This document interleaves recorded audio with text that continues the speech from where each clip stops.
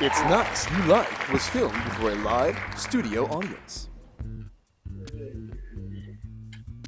You know, once you get past the smell and appearance and general shittiness of this schmegma, you know, it's not all that bad. I mean, it's a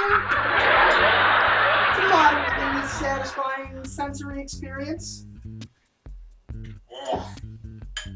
Reminds me of AMC's Preacher Show.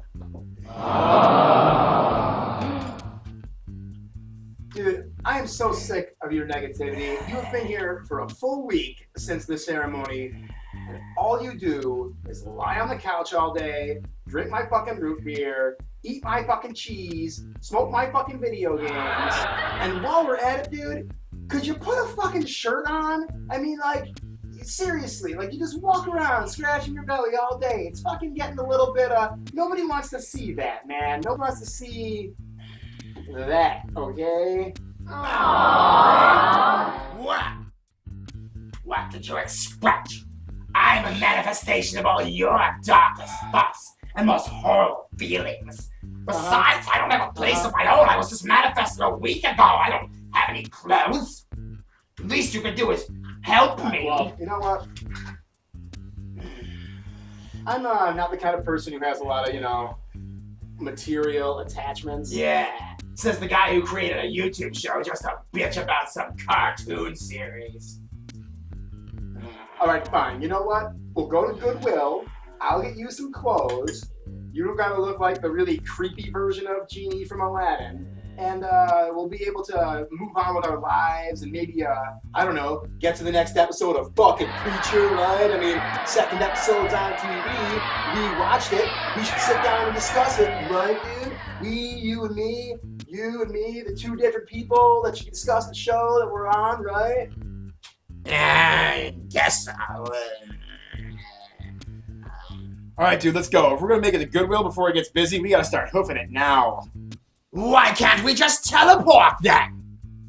First of all, don't be lazy. You could do with getting your step count up a little bit, dude. And secondly, I can only teleport to imaginary places, and Goodwill is the realest. All right then, Hulk. Take me there! The real trick, dude, is how we're gonna get you down the street without any fucking clothes on. I got it! I got just the thing for you, dude. Hold on a second here.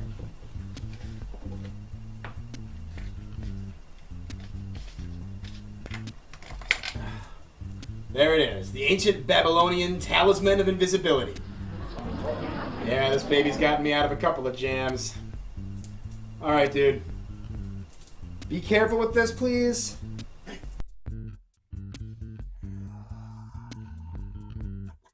Come on, let's fucking go. Lucky me! Strolling down the gilded avenues of sunny downtown Rochester.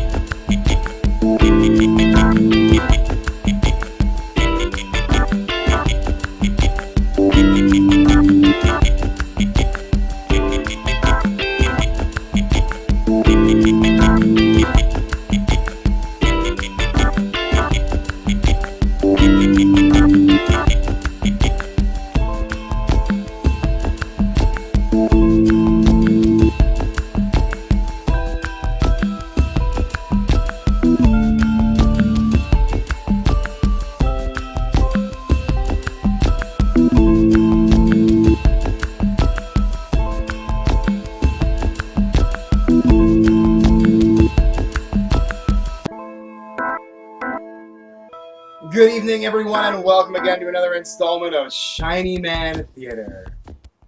No, seriously, though, let's talk about the second episode of Preacher. I'm just going to jump right into it. This show is completely different from the comic. There's, like, nothing the same at all. There's trace elements of the comic. There's trace elements of the comic in this show. It's not a bad show, though. I'm not going to say that at all, because I enjoy the show. Like, I have a fun time when I watch this show. But, as I've said before, the whole point of this fucking show that I'm doing, not the show they're doing, but the show that I'm doing here on the YouTubes, the reason I have this thing going on here is because I don't want the television show to become the definitive version in the history of comics and media and storytelling and blah-blah-blah-blah-blah. Alright? I want the comic to be the definitive edition. I want people to read the comic. I want people to read the comic! But, you know, for now, people are going to watch the show because people want to watch TV.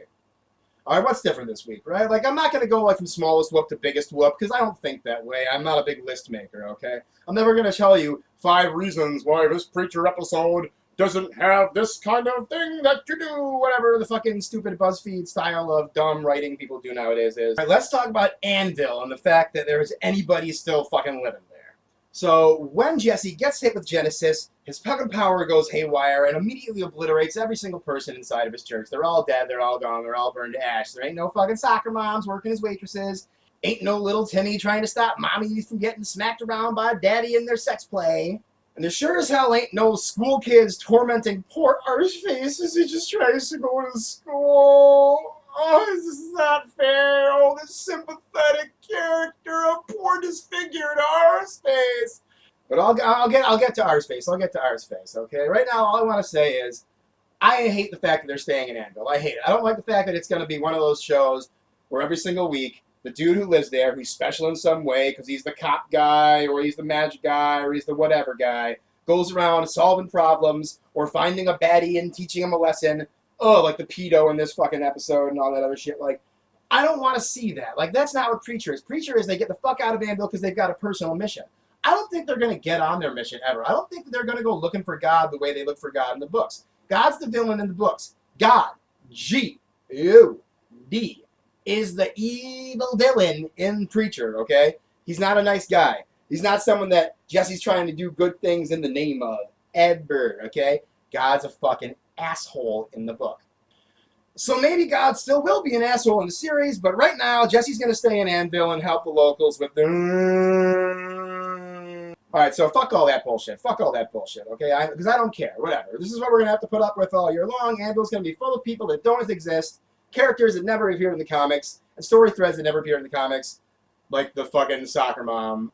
I don't know why we're still in Anvil, but I have a few theories. And they are conspiracy theories. Not really. It's more about, I think, AMC and the show people and whatever who's doing the show is cheap, right? I think they want to save money by not having to go to different locations. I think they want to drag out the show to get to that all-important 100th episode for syndication and big money. And if either or both of those things are the reason why we're still in Anvil on Preacher right now, well, that just kind of shows a lack of artistic integrity, if you ask me. Yeah. But I mean, what do I know? You know, I'm not an expert on that kind of thing. I'm just some schmuck in an attic, right? I mean, like, oh, shit, right? Who the fuck am I, right? I'm not fucking artistic Seth Rogen. He hangs out with fucking James Franco and shit. You know what I'm saying, dude? He's fucking super fucking artsy and shit, right? I should mention that the episode starts off with like a very, very small snippet, of the origin of the Saint of Killers. The Saint of Killers, of course, is the badass cowboy motherfucker who became the new Angel of Death and has been called upon by the angels to hunt down Jesse Custer and take care of him in Genesis, okay?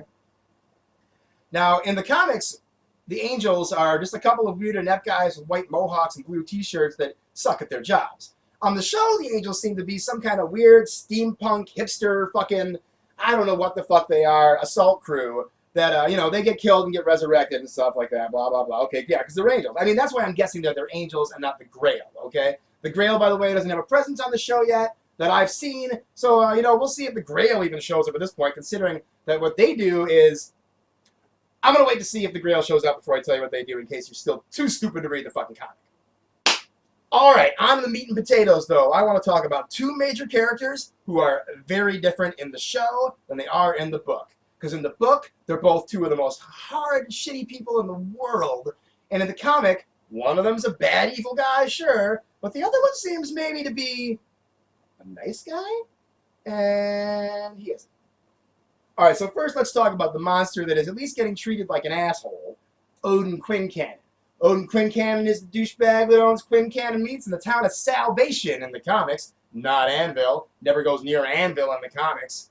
The story of Salvation is separate from the rest of the main story. It's kind of a break from the main story when Jesse's been separated from Tulip and Cassidy. Again, not going to go into it yet. Read the comics. So he goes to this town, he becomes the sheriff, he fights against Odin Quincannon because Odin Quincannon is an asshole, and blah, blah, blah, yippity-skippity, right? In this show, Quincannon's there right away. First episode, they're in his office. Second episode, he's on fucking TV. I was kind of surprised to see it happen so fast. They just blow their Quincannon load right away. So I'm wondering if that means they're going to save other villains for later in the series to see if, like, maybe later on in later seasons they'll be able to get away more with things like Jesus Assad. But I don't think they're ever going to get away with Jesus Assad or even try to do Jesus Assad because it's not HBO, it's AMC. That was a fucking mistake. But anyways, well then again, if it was HBO, you would see nothing but Cassidy and Jesse's dick every single day. So, and that's the main reason I'm worried about Quincannon. I mean, there's one other thing I want to talk about with Quincannon, but the main reason I'm worried about Quincannon is if he's in Anvil, we might not see Salvation, and Salvation is my favorite part of Preacher, and I gotta see Salvation! The other thing missing from Odin Quincannon, other than his general Yosemite Sam nature, is his associate, Miss Oatlash. Now, in the show, there seems to be some dude who apparently is like his bodyguard or something. I don't know who this dude is. It's like going to be Quincannon's bodyguard, and I don't care. Actually, you know what? I figured out who that guy is. He's actually supposed to be, I think, I still might be wrong, an amalgamation of two characters from the book, okay? Two guys that are total fucking doofuses, if you will. Guys that work for Quincannon that are kind of his inept bodyguards, and Jesse just kind of beats the shit out of them for, like, you know, a while until shit gets ugly in Salvation. But again, you know, read the comics! Miss Oatlash is so awesome in the comics because she's so fucking horrible and evil and psychotic. Like, I'm not saying she's an awesome person I would want to hang out with. Far from it. I wouldn't want anything to do with her. I'm not into her stuff, right? But as a character, as a foil, as a strange aside from the rest of the story, this other little piece of darkness outside of the main story of all this other horrible shit, Miss Oatlash is a cute little fucking joke character. Miss Oatlash is a Nazi dominatrix who is in love with Jesse Custer because he's the only man that's got the balls to stand up to her and get in her face, and that kind of makes her, you know, a little, because she's a badass lawyer the rest of the fucking time. Who do it? They might still do it. I'm not going to talk more about what Miss Oatlash and Jesse get down to, in case they still do it, because I'm not going to try and ruin everything, but read the comics. Okay, now on to a character who is vastly different from the show for a reason that I'm okay with, at least half of it. And I'm going to talk to you now about something that's going to get pretty fucking serious, okay? So stick with me, and we're going to fucking be awesome by the end of this, okay? Let's talk about Sheriff Hugo Root. Okay, in the comics, Hugo Root is not a very nice guy. The sheriff is a real fucking asshole. He's Arseface's dad. He used to beat the shit out of Arseface before Arseface blew his own face off. He's embarrassed by his son. He doesn't want anything to fucking do with him. He certainly doesn't stand up for him to bullies or whatever the fuck was going on in that one little scene. And on top of that, Hugo Root is a fucking nut job. He's an alcoholic nut job, obsessed with conspiracy theories, the CIA and aliens and all kinds of fucking shit. And the icing on the cake, something that he has in common with Odin Quincannon, Hugo Root is a shitty racist, okay? Hugo Root is a shitty racist, okay? When the church is blown up, he blames it on black people. He uses a nasty word, and he uses this nasty word often. So let's talk about this nasty word that Hugo Root uses over and over and over again, that Odin Quincannon uses over and over and over again, and several villains, and let me stress, within the Preacher comic, these characters are villains that use the N-word. I don't like saying that. I don't like saying the word. I don't want to hear anybody else say the word. So let's talk about the reasons why white people think it's okay to say the word. And I'm not talking about Quentin Tarantino. You know, he's making movies, whatever. I mean, he can do what he wants. He's very successful. I love his movies. Maybe he could use a thesaurus, but I guess he's trying to. At this point, dude, you can stop. Quentin Tarantino. Okay, this is how serious it is. Quentin Tarantino, please stop saying that word. As far as everybody else goes that wants to say the N-word and you're white, you know what I mean? You're like, Caucasian of mostly European descent. I'm an eighth Mongolian. That doesn't fucking count, okay? I'm white. I walk down the street, I'm white. Cop pulls me over, I'm white, okay? And white privilege is a real thing. I'm not going to get all fucking super PC on you, but you need to know that you've got an easy life. And that doesn't mean that you owe anybody anything except for respect and common decency and maybe a little bit of sympathy for the fact that, certain people in this country had, 400 years of horrible slavery and oppression that still kind of echoes today throughout our entire society. I also hear a lot of people try and tell me how every immigrant group that ever came to America had to go through some kind of hardship and oppression, and it's like the weakest fucking argument I've ever heard. Like, oh man, yeah, Irish people had a hard time getting jobs, and they probably had, a real rough time. They got called all kinds of names. Oh man, they had to work on the railroads and shit, indentured servitude, all that shit.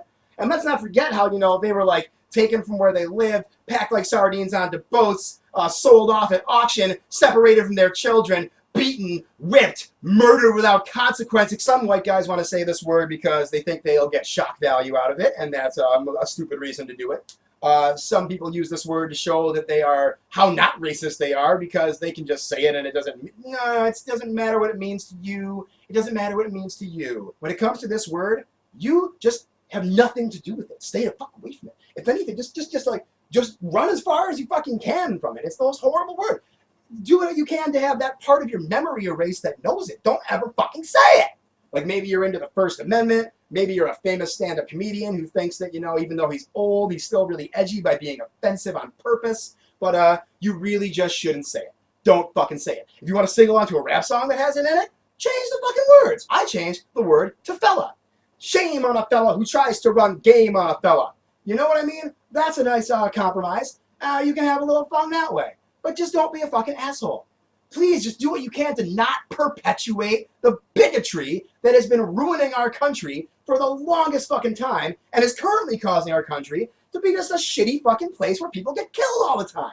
And it's not fucking cool. Can we stop with the fucking bigotry, please? Prejudice, I don't expect to end. Prejudice is the consequences of being raised by someone who was raised, by someone who was raised, by someone who was raised, okay? You're going to have different prejudices about everyone you meet your entire life based on how you grew up, based on how you were raised. That's how it works. Now, it doesn't mean necessarily that the people who raised you or the people who raised the people who raised the people who raised the people who raised you were bad people. They were just wrong. They were wrong. They thought they were right, and they were wrong. They thought the earth was flat. They thought black people weren't people, and they were fucking wrong. They were so fucking wrong. They were as wrong as anyone could ever fucking be. And the more that I think about it, actually, probably a lot of people back in the day that engaged in the slave trade and used the N-word probably were bad people. A lot of people through the entirety of, human existence have been shitty people. Like, kind of a lot of people are shitty people. Sometimes I think most people are shitty. Sometimes I think most people are nice. But usually I think most people are shitty because people are fucking shitty, man. You know what I mean? They shoot people and stuff, man. It's lame, right? So Sheriff Root doesn't say it. I'm glad he doesn't say it. You shouldn't say it. There's no excuse to say it. Thank you very much. I'm going to get off of my soapbox now. Having said all that, I wish Sheriff Root was at least a fucking asshole, or at least a crazy guy that shot shotguns into the air and screamed at Martians. They don't have to be Martian racist slang. It doesn't have to be Martian plus a racial epithet. You don't have to fucking do that. You can just say, friggin' Martians! Goddamn government Martians! I mean, come on, how hard is it? It writes the fucking self. Do you need help? Do you need help? Do you need help, guys? I can help you. I can help you. I'm smarter than you. I can help you. All right, so now let's take some time to... Oh, hold on. Let me check and make sure my sound is working, future me. La la la la la. Now, I want to take some time to focus on the good things that there were in this episode. Obviously, my favorite thing, your favorite thing, everybody's favorite thing about this episode is the chainsaw fight! The chainsaw fight was sick. That was an awesome, gory, brutal, wicked awesome fucking monster fight between an angel and a vampire that ended with a chainsaw through the fucking arm. Oh, it was so cool. I'm so happy to see it. And now that the angels are resurrected, because they're angels, I'm guessing these are angels, and that's why they're resurrected. God only knows what they're going to fucking do on this show, though. Anyways, now that they're resurrected, they can chop them up again! They can have another big chopping fight, and I like big chopping fights, so let's see some more chopping fights, right? I also really liked Cassidy's reaction to Arseface. That's how he gets his name in the comics, and it's funny because Cassidy is an asshole, so if he sees somebody with a fucked up mouth, he's not going to be like, oh, that poor man, like everyone at the AMC writing staff seems to be. Or maybe it's the production, or maybe it's the direction, or maybe it's the fucking public relations that think we need to feel bad for Arseface, who's a fucking comic relief character, but whatever.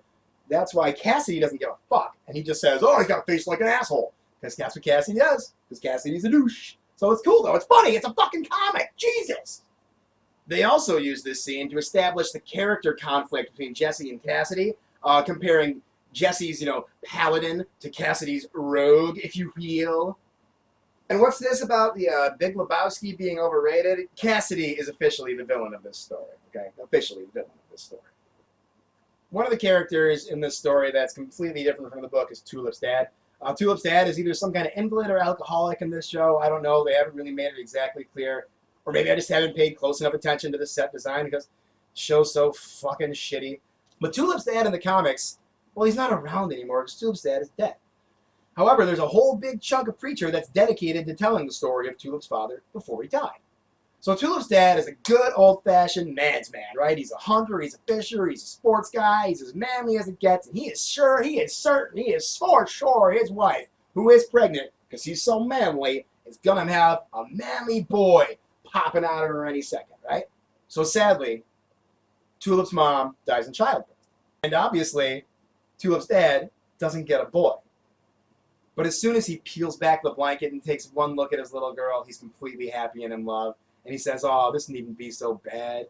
And he calls her Tulip because his wife likes flower names. And it's a beautiful story that follows of a father and a daughter. And because he doesn't treat her like a girl in a time in history when girls were expected to play with dolls and wear dresses, and Tulip wanted to shoot guns and throw rocks and wear overalls, he encourages her. Her father encourages her to be what she wants, to pursue her own desires and dreams and passions and be herself, right? He doesn't want his daughter to be a conformist. He wants his daughter to be happy. He takes his daughter on adventures, they go hunting, they go fishing, he gets his hand bitten off by a shark when they're together, and sadly what ends up happening to Tulip's dad in the comics is while on a hunting trip, he's taking a dump in the bushes, and some other hunter thinks he's a buck and shoots him in the back of the head. Jesus. So where Tulip's life goes from there, I'm going to say for the future because I don't want to go on and on forever. But she's got a great backstory before she meets Jesse Custer. So hopefully in the future we get to see a little bit more of that. And it's a little truer to the comics than the rest of the show has been so far. Because come on, give me something, guys. Give me something. Give me an Amy that I can appreciate. You know what I mean? Give me a good Amy, right? Give me a good Amy, please. Oh, I love Tulip's friend Amy. She's like such a small character, but she's just sort of heart and soul. Heart and soul. I like that they're introducing the Satan Killer's story piece by piece. When I first saw they were doing the origin right away at the beginning of the episode, I freaked because I wanted there to be some mystery to the Satan Killers because his mystery is what's so great about him. But it looks like they're starting to tell his story early. Hopefully that means they had plans for him to do some horrible things. Because I think they're trying to start making you feel sympathy for him already, as opposed to later in the story like the comic does. I'm anxious to see where they go with the Satan Killers from here. I'm really excited about that.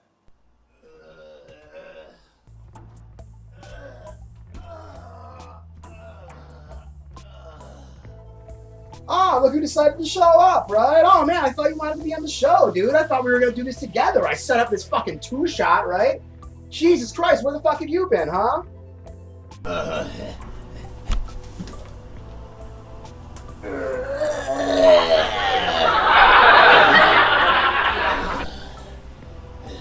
I forgot. I smoked the entire Assassin's Creed series. Ugh. The first three were amazing, but the rest just left me chasing the shadow of a ghost of a dragon. Ugh. You know what, dude? I don't even give a fuck. You know what? That's the last fucking straw. You are a selfish, unreliable douche and a shitty fucking roommate. So, you know what? Consider yourself no longer welcome on my show, okay? And you know what? While we're at it, let's just get the fuck out of my fucking sight, dude, okay? I can't stand to fucking look at your shit, dude. You created me, remember? Out of your own body and soul. So if I'm a selfish douche, if I'm a piece of shit, what does that say about you? You know, dude, fuck you, alright? You wouldn't even exist if it wasn't for me. You wouldn't be shit if it wasn't for me, dude. So why don't you go fuck yourself? You know what? Get the fuck out of my house, dude. You know what? Get the fuck out of my house. You know what? I'm tired of your shit anyways. I'm a living manifestation of anger, but you've got some real problems, buddy. You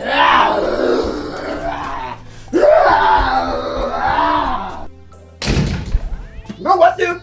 You know what? Fine, fine. Get the fuck out then, you. Get the fuck out. I don't fucking need you. I don't need anybody!